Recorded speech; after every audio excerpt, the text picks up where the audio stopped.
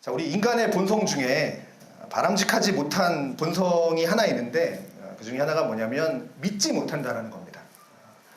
그러니까 눈앞에 증거를 대도 이렇게 눈앞에 이거야 라고 증거를 대도 믿으려 하지 않으면 안 믿습니다. 그래서 모 눈에는 뭐만 보인다 이런 것처럼 안 믿는 거죠. 그러니까 사실 드러나는 사실도 사실 잘 인정하려고 하지 않는데 황당한 소리는 더 말할 것도 없겠죠. 더 말할 것도 없이 이건 못 믿겠다 뭐 이런 식으로 얘기를 하겠죠. 그러면 이 세상 여러분들이 들었던 이 세상에서의 가장 황당한 소식은 뭘까요? 여러분이 생각하시는 이 세상에서의 가장 황당한 소리는 뭐겠습니까? 바로 죽은 자가 살아났다 라는 얘기겠죠. 라는 이야기입니다. 이것만큼 황당한 이야기가 있을까요? 어떻게 죽은 자가 살아나? 오죽 황당하면 이 예수님과 3년 동안 동행했던 3년이나 동고동락했던 제자들조차 믿지 않습니다. 도마 같은 사람은 어떻게 그랬나요? 내가 예수님의 살아계심을 보지 않고 그 손으로 그 못자국에 손을 넣어보지 않고서는 내가 믿지 못하겠다 라고 얘기할 정도니 뭐 우리야 오죽하겠습니까? 그만큼 이 죽은 사람이 다시 살아났다라는 소식은 여러분 상식적으로 한번 생각해 보십시오. 상식적으로 생각할 때 정말 믿기 힘든 이야기입니다. 말이 안 되죠. 자, 바울은 오늘 이 고린도전서, 이 고린도라는 지역이 이 지금의 그리스 지역입니다. 그리스 위쪽 지역이죠. 고린도 하면 떠오르는 게 헬라 문화 아닙니까? 그리스 철학자들, 이성의 문화들이 떠있는. 자, 고린도전서에서 장차 우리 육체에 나타날 엄청난 일, 그러니까 이것을 씨앗에 비유하는 겁니다. 씨앗의 예를 들면서 부활의 날을 아주 쉽고 명확하게 설명을 해주고 있다라는 사실이죠. 자, 역사가 시작된 이래로 예전이나 지금이나 사람들이 고민하는 주제 중에 하나가 가장 중요한 주제 중에 하나가 뭐냐면 죽은 사람이 다시 살아날 수 있는가? 죽은 자가 다시 부활할 수 있는가?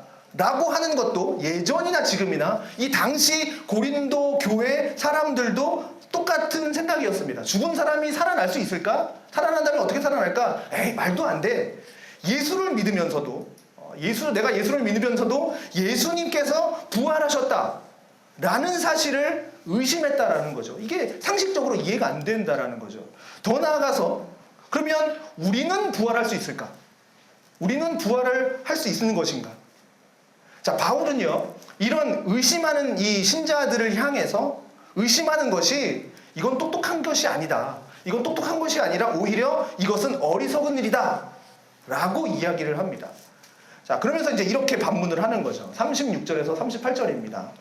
어리석은 자여, 네가 뿌리는 씨가 죽지 않으면 살아나지 못하겠고 또 네가 뿌리는 것은 밀이나 다른 장래의 형체를 뿌리는 것이 아니요 다만 것의 알맹이 뿐이로되 하나님이 그 뜻대로 그의 형체를 주시되 각 종자에게 그 형체를 주시느니라 이렇게 이야기합니다. 여러분 잘 아시겠지만 씨는 땅속에 뿌려지면 땅속에 묻혀서 씨는 죽습니다. 그러나 그렇게 죽는 것으로 끝나지 않죠. 끝나지 않고 얼마 안 있어서 어떻게 됩니까? 싹이 튀어오르죠. 그리고 그 씨를 볼 때, 그 싹이 튀어오르는 씨를 볼 때 아름다운 이제 꽃을 피우는 것을 우리가 볼 수 있습니다. 자, 이게 마찬가지라는 거죠. 우리의 생명도 이 꽃과 이 씨와 마찬가지라는 겁니다. 우리의 육신이 땅에 묻혀서 썩는다. 그래서 이렇게 죽는다고 해도 그것으로 끝이 아니다. 그것으로 끝이 아니라 전혀 새로운 몸으로 다시 살아난다. 라고 바울은 이 씨를 비유하면서 우리에게 말씀을 하시고 계신 것이죠. 자, 그러므로 뭡니까? 씨앗이 땅에 묻히면 그 씨앗을 둘러싸고 있는 껍질이 땅에서 분해되듯이 자, 우리 육신도 땅에 묻히면 썩습니다. 그러나 그렇게 묻혔던 씨앗이 새로운 생명을 틔우듯이 우리의 몸도 새로운 몸으로 나타나게 된다 라고 바울은 힘써 강조하고 있다라는 겁니다. 이것을 믿느냐라고 이야기하는 거죠. 그러나 아니면 바울이 아무리 이렇게 이야기를 하면서 부활이 이런 거야, 부활은 이렇게 일어날 거야 라고 이야기를 해도 아까 얘기했듯이 안 믿으려고 하면 난 안 믿겠어 라고 하면 절대 믿을 수가 없겠죠. 내가 안 믿으려고 작정을 하면. 자, 중요한 것은 내가 뭐 믿고 안 믿고 이런 거 하는 것이, 내가 안 믿어서 예수님이 안 부활한 게 아니고, 내가 믿어서 예수님이 부활한 게 아니고, 예수님의 부활이 뭐 사실인가 아닌가 이게 중요한 게 아니, 그런 거를 결정하는 요소가 아니라는 겁니다. 내가 믿고 안 믿고에 따라서 예수님이 부활했네 안 했네 이게 아니에요. 사실은 정해져 있죠. 우리가 믿든지 안 믿든지 예수님은 부활하셨습니다. 오늘 이 자리에 계시는 모두는 예수님의 부활을 믿습니다. 자, 우리가 예수님의 부활을 믿게 된 것은 우리의 지식이나 내가 다른 사람보다 뭐 지혜가 뛰어나서, 내가 다른 사람보다 학식이 막 너무 뛰어나서, 다른 사람들은 못 믿지 나는 것들을 알아, 그런 지식이 뛰어나서가 아닙니다. 뭐예요? 내 안에 계시는 성령께서 우리의 어두운 마음을 밝혀주신 겁니다. 그렇기 때문에 우리가 부활을 믿는 겁니다. 성도 여러분, 우리 예수님은 살아나셨습니다. 할렐루야. 자, 그러면 예수님께서 부활하신 이 일이 왜 우리에게 기쁨이 되냐? 왜 우리에게 기쁨이 되고 왜 우리에게 희망이 되냐라는 일입니다. 자, 부활했다. 여러분, 부활했다라는 말은 곧 뭡니까? 죽음을 정복했다라는 뜻이 되기 때문이죠. 자, 우리가 초상집에 간다고 생각해 봅시다. 초상집을 갔을 때 유족들의 눈물을 보면 인생이 허무하다라는 생각이 듭니다. 그렇지 않으십니까? 아, 허망하구나. 어떻게 저렇게. 자, 그렇습니다. 죽음은 우리의 인생을 어둡게 만들죠. 그리고 눈물에서 눈물이 마르지 않게 만듭니다. 자, 그래서 사람들은 죽으면 모든 것이 끝이라고 생각합니다. 아, 이렇게 잘 나가도, 권세가 있어도 죽으면 끝이구나. 한 줌 모래로 떨어지는구나. 흙으로 떨어지는구나. 아무것도 들고 가지 못하는구나. 그냥 죽으면 끝이구나 라고 생각을 합니다. 그래서 지금까지 그 인류는 죽음의 문제를 해결해 보려고 온갖 노력을 했습니다. 자, 그래서 뭐 종교를 만들기도 하고요. 그 다음에 철학, 뭐 그런 좀 사상을 통해서 죽음의 문제를 좀 설명해 보려고 했습니다. 이해해 보려고 했고요. 그리고 뭐 천하를 호령했던 그런 왕들은 어떻게 합니까? 그 죽음을 좀 정복해 보고자 불로장생 약을 얻으려고 그렇게 세상을 다 뒤져보기도 했습니다. 그러나 그런 모든 일들이 죽음 앞에 다 무릎 꿇고 말았죠. 자, 그렇습니다. 인생 자체는 허무합니다. 내가 지금 부하게 살았건 아니면 가난하게 살았건, 내가 지금 뭐 유명하게 살고 있건 아니면 내가 지금 무명하게 살았건, 인생은 결국 뭡니까? 한 곳으로 귀결되게 돼 있어요. 그렇게 내가 세상에서 그렇게 뭐 다양한 인생, 많은 인생, 부하게 인생을 살아도 결국 한 곳 무덤으로 가게 되어 있습니다. 자, 결국 그렇게 한 생을 살다가 끝나버릴 인생인데 그 인생에 무슨 의미가 있고 무슨 가치가 있겠습니까? 결국은 한 줌 흙으로 돌아갈 건데. 자, 일본의 미우라 아야코라는 일본의 유명한 작가가 있습니다. 이분이 죽음을 숫자로 이렇게 비유하면서 재밌는 말을 했습니다. 0에다가요 1억을 곱해도 0이 되고, 0에다가 1조를 곱해도 0이 됩니다. 우리가 너무 소중히 여기는 그 많은 것들, 뭐 1조, 1억, 그런 생명, 권력, 우리가 막 되게 소중하다고 여기는 명예, 행복, 이런 것들도 그 0, 죽음과 만나게 되면 남는 것이 없게 됩니다. 자, 그렇습니다. 죽음은요, 우리의 인생을 허무함 속으로 몰아넣습니다. 그런데, 여기서 중요하죠. 그런데 예수님이 부활하심으로, 예수님이 부활하심으로 우리에게서 무서운 그 허물을 몰아내셨다라는 사실입니다. 인생을 허무하게 만드는 그 주범인 그 죽음으로부터 우리를 건져내셨다라는 거예요. 그 죄의 문제, 그 죽음의 문제를 해결하셨다라는 겁니다. 따라서 죽음을 이기신 그 예수님을 내가 알고 나니까 우리가 먹고 마시는 일이 무의미한 일이 아니라 의미를 가지게 되었습니다. 우리의 삶이 영원한 삶으로 이어지는 것도 이제 알게 되었습니다. 아, 내가 죽으면 끝인 줄 알았는데 죽음 이후에 영원한 삶이 있구나를 알게 되었습니다. 이 세상에서의 삶은 장차 우리에게 주실 그 영원한 세계의 삶을 준비하는 과정이다 라는 사실도 깨닫게 되어지는 거죠. 예수님을 알고 났더니 그 전에 보이지 않았던 것, 그 전에 알지 못했던 것들을 깨닫게 됩니다. 허무가요, 의미로 바뀌고요, 무가치가 가치로 바뀌게 됩니다. 그래서 우리 마음에 어떻게 됩니까? 희망이 솟는 거죠. 희망과 기쁨이 솟는 거죠. 자, 이야기를 하나 들려드리겠습니다. 예전에 이제 예수님 시대에 팔레스타인 어느 산 위에 세 그루의 나무가 있었습니다. 자, 이 세 그루의 나무 중에 하나가 이제 이런 생각을 합니다. 내가 언젠가 내가 쓰임 받는 날이 되면, 그 날이 온다면 나는 예루살렘 성전의 대들보가 되어서 하나님을 경배하는 아름다운 존재가 되고 싶어 라고 나무가 생각을 합니다. 어느 날 이제 이 사람들이 웅성웅성 하면서 올라오더니 도끼로 그 나무를 자신을 찍어서 끌고 갑니다. 그래서 그 나무를 톱으로 켜고 대패질을 하더니 보기만 해도 소름 끼치는 십자가 형틀을 만들어 버립니다. 자, 또 한 나무는 이런 생각을 합니다. 내가 언젠가 세상에서 쓰임받는 일이 있다면 나는 예루살렘의 왕궁의 큰 기둥이 돼서 그 왕의 영화를 자랑하는 그 몸이 되고 싶어. 어느 날 사람들이 오더니 도끼로 자신을 찍습니다. 그리고 이제 끌고 갑니다. 그러더니 마구간 옆에서 톱으로 켜고 대패질하더니 짐승에게 여물을 담아주는 볼품없는 여물통을 만들어 버립니다. 자, 이제 남은 한 그루의 나무는 이제 생각을 합니다. 내가 언젠가 세상에 쓰임받는 날이 온다면 나는 5대양 6대주를 누비는, 그때 6대주까지는 모르겠죠. 5대양을 누비는 그 바다를 누비는 크고 화려한 배가 되고 싶어. 어느 날 사람들이 오더니 도끼로 찍어서 갈릴리 바다로 가지고 갑니다. 톱으로 자르고 대패로 켜더니 비린내 나는 고깃배를 만들어 버립니다.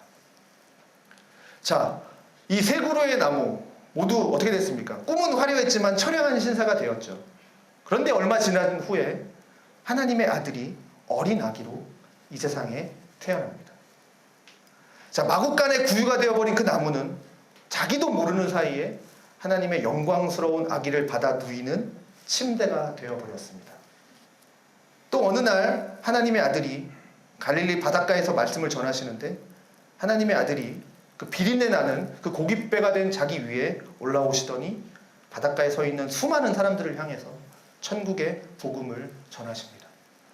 하루아침에 천국 복음을 전하는 하나님 아들의 강단이 되었습니다. 자, 얼마 지나지 않아서 십자가의 형틀이 된 그 나무는 어떤 청년이 자기 위에 눕힘을 당하고 못질을 당하는 것을 보았습니다. 가만히 보니 하나님의 아들입니다. 온 인류의 죄를 짊어지고 피 한 방울도 남기지 않고 그 쏟으시는 하나님의 아들이 지금 자기 위에 누워 있습니다. 자, 드디어 자기 자신이 하나님께 거룩한 제물을 올려드리는 제단이 되었다는 사실을 알게 되었습니다. 자, 우리는 우리의 인생을 잘 모를 때 나는 예루살렘의 대들보가 될 거야. 나는 예루살렘의 왕궁의 기둥처럼 살 거야. 나는 5대양을 누리는 화려한 배가 될 거야. 라고 이런 것들을 생각하면서 아름다운 꿈들을 가지고 그 인생을 쫓아갑니다. 그러나 그러한 인생의 꿈을 이루는 사람이 100명 중에 1명이라도 있을까요? 나는 뭐 누가 되겠어? 그러면 결국 그 1명만 되는 거 아닙니까? 그런데 그 1도 찾기가 어렵습니다. 우리 모두가 대부분의 자신의 꿈보다는 조금 못한 인생을 살다가 그렇게 갑니다. 자, 갈릴리에 내리는 이 비린내나는 고깃배처럼 살 수도 있고요. 나는 큰 바다, 그 배를 생각했지만 이렇게 고깃배처럼 살 수도 있고요. 아무도 알아주지 않는 마구간의 이 여물통처럼 정말 평범하게 살다가 가는 사람들도 있습니다.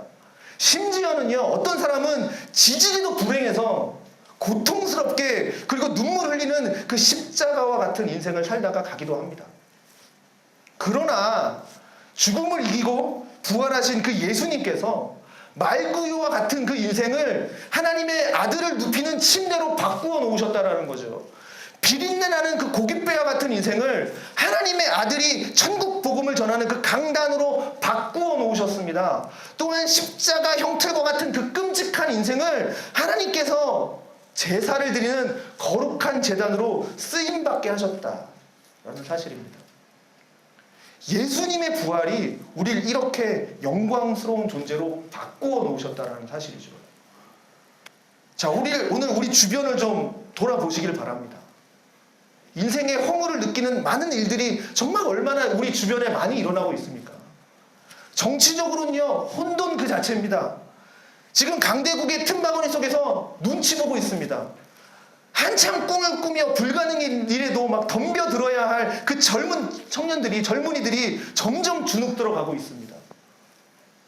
앞이 보이지가 않아요. 아버지는 아버지대로, 어머니는 어머니대로, 자녀들은 자녀들대로 힘든 인생을, 힘든 삶을 살아갑니다. 1부 때는 안 웃었는데 다시 한번 도전해 보겠습니다. 길을 가는데 어린아이가 노래를 부릅니다. 에라 모르겠다. 감사합니다. 정말 요즘 우리 마음이 그렇죠. 에라 모르겠다. 될 대로 되라. 이런 식의 마음이 우리 마음을 지금 어둡게 만들고 있지 않습니까? 여러분, 우리가 살아가는 인생은 그렇게 암담한 현실이에요. 우리 인생에서의 꿈을 바라십니까? 그러나 우리 마음에 명심해야 할 것이 있습니다. 뭐냐면 이 땅에서 우리가 8, 90년 살다가 죽는 걸로 인생의 가치를 매긴다면 우리 인생은 무가치하고 그냥 무의미한 인생이 될 수밖에 없습니다. 그냥 이 땅에서의 삶이 끝난다면. 그러나 우리에게는요, 부활이 있기 때문에 영원한 세계, 제2막이 기다리고 있기 때문에 우리 인생은 가치를 가지는 겁니다. 따라서 현실만 보면서 절대 비관하면 안 됩니다. 절망하시면 안 돼요. 하나님께서 우리 인생을, 하나님이 우리를 만들 때, 야, 너 이 세상 가서 정말 비관하면서 살아라. 그렇게 절망이나 하면서 살라고 그렇게 시시한 인생으로 우리 인생을 만들지 않았다라는 것이에요. 하나님이 우리를 만드신 창조의 목적, 예수님의 부활이 우리의 삶을 속누리째 바꿔놨습니다. 자, 대개 50 언저리가 되면 이제 약 한두 봉지씩은 이제 아침에 꼭 복용하시죠. 아니면 들고 다니시던가. 혈압약은 뭐 기본으로 먹고, 밤에 잠도 깊게 오지 않고, 또 관절이 좋지 않아서 잘 걷지도 못합니다. 건강검진을 모처럼 했는데 뭔가 보인답니다. 그래서 정밀 검사를 해야 된다는 의사의 소견을 듣습니다. 자, 이게 다 뭡니까? 내가 약해지고 있다는 증거죠. 내가 약해지고 있다는 증거. 예전엔 안 그랬는데. 자, 우리의 몸은 시간이 가면 늙기 시작합니다. 그러나 우리의 그 주름살 하나하나, 아픈 곳 하나하나, 우리가 지금 마지막 완성의 단계로 한 걸음씩 나아가고 있다는 것을 보여주는 겁니다. 자, 우리의 그 마지막 단계에 되면 어떻게 됩니까? 예수님은 우리의 그 연약한 육신을 영원히 죽지 않는 몸으로 바꾸어 주십니다. 봄이 오면요, 우리가 이제 나무를 심죠. 꽃을 심죠. 뭐 튤립이나 수선화 같은 그런 뿌리 식물들을 심습니다. 심으면 놀랍게도 싹이 돋아나면서 자라죠. 놀랍죠. 생명이 이렇게 심었는데 그게 막 나는 생명을 보면서 하나님의 그 위대하심을 발견하지 않습니까? 어떻게 이렇게 날까? 하나님이 어떻게 이렇게 정교하게 만드셨을까? 물을 주면 자라고 햇빛을 주면 자라고 어떻게 봄이면 꽃이 피고 자라게 하셨을까? 자, 그렇게 점점 자라갈수록 어떻게 됩니까? 꽃은 자라지만 그 뿌리 식물들의 그 뿌리는 죽습니다. 그러나 그 우리 중에 아무도 그 뿌리가 죽어간다고 해서 눈물을 흘리면서 애통하는 사람은 없을 겁니다. 그 뿌리를 바라보면서 점점 말라가는 뿌리를 보면서 도리어 기뻐하겠죠. 야, 이제 더 이상 형체조차 보기 힘든 그 뿌리를 보면서 기쁨은 절정으로 이릅니다. 이제 꽃이 필요한다. 이제 꽃이 필요하나 봐. 하늘나라에서도 우리를 보면서 그렇게 보지 않을까요? 천사들이 우리 육신이 쇠약해지고 점점 노쇠가 되어 갈 때 이렇게 이야기할 겁니다. 곧 꽃이 피겠어. 꽃이 활짝 피겠어. 마치 한 알의 씨앗이 땅 속에 묻히듯이 그렇게 언젠가 우리의 몸은 땅 속에 묻히겠죠. 그러나 예수님이 영광 중에 재림하시는 그날 우리 영혼과 몸은 다시 결합되게 되고 예수님과 같은 부활의 몸을 덧입게 될 겁니다. 이 소망 가지시기 바랍니다. 이렇게 부활을 변증한 사도 바울은요, 끝으로 우리를 향해서 이렇게 교훈해 주고 있습니다. 57절입니다. 우리 주 예수 그리스도로 말미암아 우리에게 승리를 주시는 하나님께 감사하노니 그러므로 내 사랑하는 형제들아 견실하며 흔들리지 말고 항상 주의 일에 더욱 힘쓰는 자들이 되라 라고 격려를 합니다. 자, 이제 얼마 안 있으면요 예수님께서 이 땅에 재림하십니다. 다시 오시는 그날 우리도 예수님처럼 부활하며 신비로운 육체를 입고 예수님과 함께 온 우주를 다스리게 됩니다. 자, 우리는 부활합니다. 여러분 믿으십니까? 날마다 부활하게 되는 그 날을 항상 생각하는 그 습관을 가지십시다. 그럴 때마다 우리는 죽음 앞에도 담대할 수 있습니다. 앞날이 막막해도 기뻐할 수 있습니다. 몸이 아파도 하나님을 찬송할 수 있습니다. 하나님 앞에서 우리 모두 부활의 기쁨, 부활의 소망, 부활의 능력을 누리면서 살아가시기를 간절히 축원합니다. 자, 이 부활의 신앙을 붙잡고 남은 생애 동안 소망 가운데에서 승리하시기를 우리 주 예수 그리스도의 이름으로 간절히 축원합니다.